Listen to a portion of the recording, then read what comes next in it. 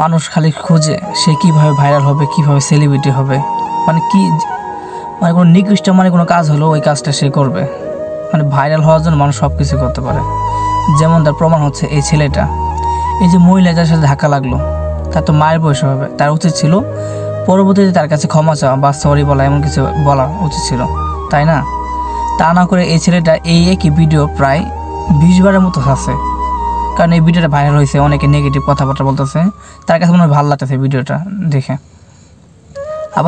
আবার এই ছেলেটা ক্যাপশন দিয়েছে যে সরি আন্টি, আমি কিছু বুঝতে পারিনি বা আমি দুঃখিত, এরকম কিছু বলছে। কেন ভাই? তোর তো উচিত ছিল, আর ওই মহিলাটা যে দাঁড়াইছিল, তোর উচিত ছিল ওই জায়গায় থেমে যাওয়া আর তার কাছে সরি বলা বা ক্ষমা চাওয়া। আসলে মানুষের শিক্ষা জ্ঞানের অনেক অভাব, পারিবারিক শিক্ষা জ্ঞানের অনেক অভাব। তার প্রমাণ হচ্ছে ভাই আপনি।